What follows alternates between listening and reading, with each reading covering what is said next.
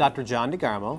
I've been a foster parent for 15 years now. I've had over 50 kids come through my home, as little as 27 hours of age and as old as 18 years of age. Some have lived in my home for a day, some lived in my home for 2 years. I've also adopted 3 children as well, and I act as a foster care consultant and trainer traveling the nation, working with foster care agencies, faith-based groups, social workers. You know, being a foster parent it's not only been the most rewarding thing I've done, but it's also been the most challenging thing I've ever done as well. It is difficult having a child come into your home who has suffered great anxiety, who is suffering from tremendous trauma. And when these children come into my home, it can be very, very difficult. My life can be turned upside down within a moment. It is by far the hardest thing I've ever done. But I want to also reiterate at the same time, it is the most important and life-changing thing I've done as well. You know, not everybody can be a foster parent. I get it. It's the hardest thing I've done. But everybody can help a child in foster care in some way. I truly believe that the church's next great mission field is the 500,000 children who are in foster care in the United States on any given time. I've done it. I have gone to work in mission fields in other countries, Mexico, Honduras, Nicaragua. That's fantastic. But the mission field is also right here in our backyards, in our own neighborhoods. The church is designed fantastically to help in this mission field. Matthew 25:35 says, "For I was hungry, you gave me something to eat. I was thirsty, you gave me something to drink. I was naked, and you gave me clothing." That's these children. That's these children right here. God asks us to care for the widows and the orphans. These are the orphans. These are the children we're looking for. So the church has a number of ways that they can help. Not only do they help the children in foster care, they can also help the foster parents, and they can help those birth parents as well. 2 of the 3 children that I have adopted from the foster care system are 3rd-generation foster care, which means quite simply this: their parents were in foster care, and their grandparents were in foster care. The system continued. The cycle continued. By the adoption of these 2 children, we hope that we break the cycle. But those parents and those grandparents as well, they are suffering. They are hurting. So many of these birth parents of these children in foster care have suffered their own traumas, have suffered their own abuse. So when the church helps these children heal, a part of the birth parent will heal as well too. You know, no one truly understands a foster parent like another foster parent. I was actually speaking to a governor the other day from a state, and he told me, "Dr. John, we don't know what we're doing." And I said, "It's really quite evident. I'm sorry to say, but it's quite evident. So many of our legislators have the best interests in heart, but they don't understand how the foster care system truly operates." I would encourage our state legislators to encourage foster parents to come on board and work side by side with them to understand the challenges that these foster parents face, to understand the challenges the children face. Is that too loud? That noise in the background? It's okay. Okay, all right.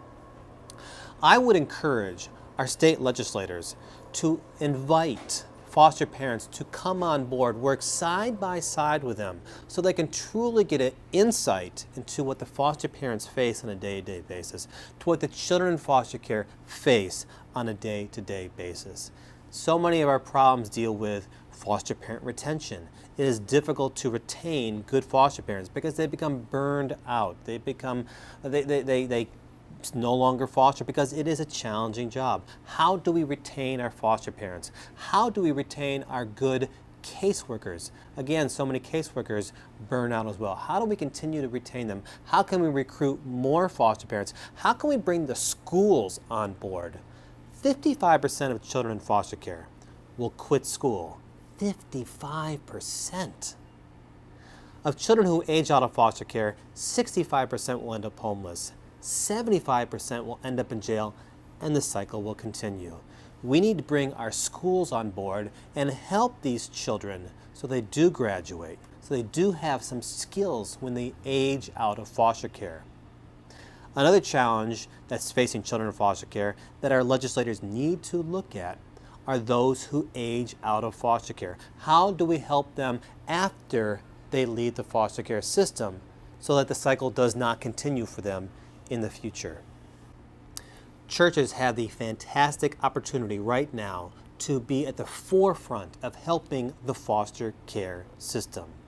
There are so many different ways the church can help. Faith-based organizations can step up right now. They don't have to be a foster parent to help, but they can help in so many ways. When a child comes into foster care, so many times all they have are the clothes on their back. So many foster parents simply can't afford or don't have the time to go and purchase those clothing for the children, to purchase school supplies for these children, to purchase birthday gifts and Christmas items. This is one way the church can step in. They can say, you know what, we will provide a clothes closet for these children. So when they do come on board, they have the opportunity to give these clothes to these children in foster care. My church acts as a safe haven for visitations. So many children have to visit their birth parents in uncomfortable and unwelcome environments. Perhaps the environment of a jail or a prison, maybe at a restaurant, perhaps at a child welfare agency. Environments that are not necessarily welcoming for children in foster care, that give a negative impression, if you will. My church serves as a place for visitation. So every Saturday, I drop off my child from foster care at the church.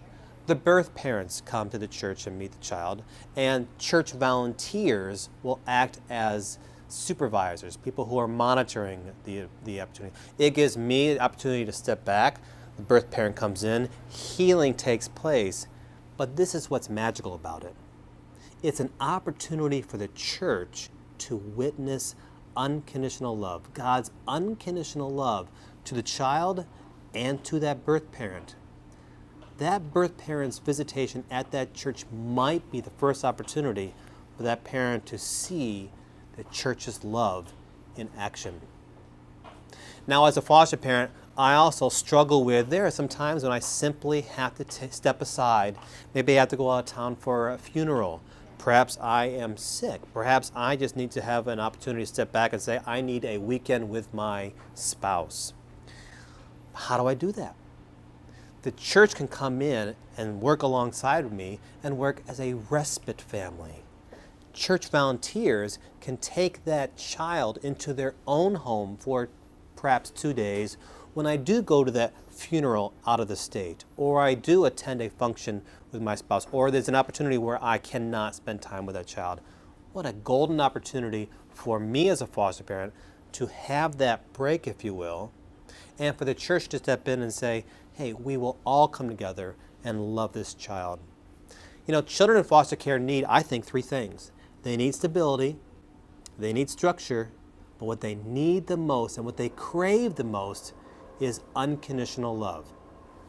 I so often hear from people who say, Dr. John, I couldn't do what you do. It would hurt too much to give the kids back. That's how it's supposed to be. That's how it's supposed to be. My heart is supposed to rip. I am supposed to give as much love as I can to this child, so when the child does leave, my heart breaks. The church can do the same thing. A church can come together and surround a child in foster care with unconditional love. And the more people who give that child the love that child deserves and needs, this is where healing takes place. We had a child come into our home from foster care, a 7-year-old girl. We were told she would just be with us for the weekend. Dad was a registered sexual predator. He had been raping her numerous times. He was no longer in the picture. Mom was a severe drug addict. Couldn't be found. The 7-year-old girl was living with grandmother, who was a severe alcoholic. The 7-year-old was responsible for taking care of herself, getting herself fed, getting herself clothed, and getting herself to school. She was with us for a year and a half. A year and a half. We gave her as much love as we could. She was a child. She was our child. We were set up to adopt her. 3 days before Christmas, we received a phone call stating that she would be going to live with an aunt and uncle in a different state, whom she met one time in her life. Despite my pleas and despite my protests for her to stay after Christmas, she left 20 hours later, December 23rd, when I dropped her off at a child welfare agency and gave her all of her Christmas gifts and gave her a signed picture, framed picture of my family and I with their names, addresses, and phone number in the back. And I looked at that aunt and uncle. I know this is wrong of me, but I looked at them and thought, this doesn't look right. I hugged her and said goodbye. I love you. And 2 days later, Christmas Day, my wife and I cried. 4 years later, we got a phone call. I was going out of state. I picked up the phone and said, Daddy, I love you. I said, Sydney, where are you? Where are you, Sydney? And then she started crying, Daddy, please let me come home. Please let me come home. I had not heard from her in 4 years. I spoke to her foster mother in Alabama. Her aunt and uncle in another state.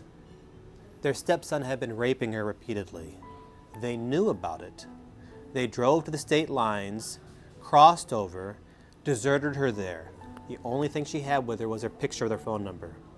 I told the foster mother, listen, when I get back to home, I will come and get her, visit her, bring her back home. We'll start the adoption process again. When I did get back home and tried to call her, she'd already been moved into another home. We did not know where she was.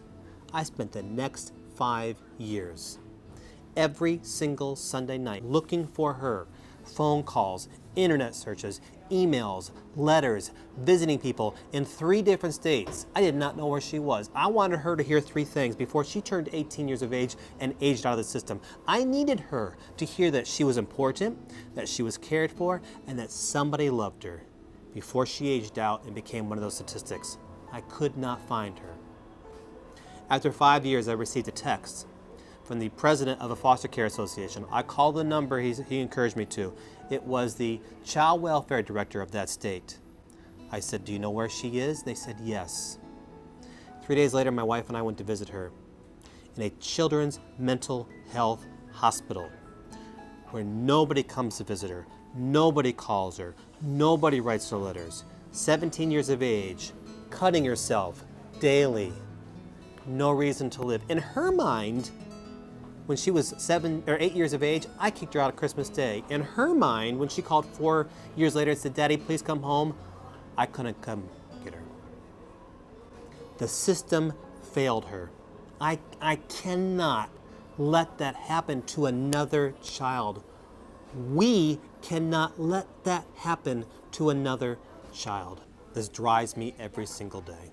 Helena was 17 years of age when she came to our house. When she was 9, her biological family members were killed in Romania. She was adopted by a family in one state who said, we'll be your family, we'll teach you English, we'll love you forever. And for 6 months, they raped her. Then they gave her back, they unadopted her. I did not know you could do that, but they unadopted her. Another family in a different state said, we'll teach you English, we'll be your family, we'll love you unconditionally. For 1 year, they sexually abused her, and then they gave her back. A third family from the state that I live in adopted her and said, we'll finish teaching you English. She's 11 at this point. We'll be your family forever. We will love you unconditionally. And for 6 years, they physically, emotionally, and sexually abused her. And then when she was 17 years of age, they took her to child welfare without her knowledge, threw her out of the car, and said, you're no longer part of our family. And then she came to live with me. And you can imagine, she had attachment issues. She had issues of trust. We tried to adopt her before she aged out of the system. She sabotaged the adoption process. Why should she not? Adoption to her was a bad word. A bad word. Of course it was. It meant rape. It meant abandonment. It got so bad in our home that we had to place her in a group home, and I felt guilty for years. I felt guilty for years. But we remained in contact with her. We wrote her letters. We called her. We visited her. We consistently stayed in her life in a fashion of love. I'm happy to say she's now 26 years of age. She's graduated from college. She works as a child welfare agent. And I'm grandpa to her baby. And to that, we have broken the cycle and we brought in another generation to love.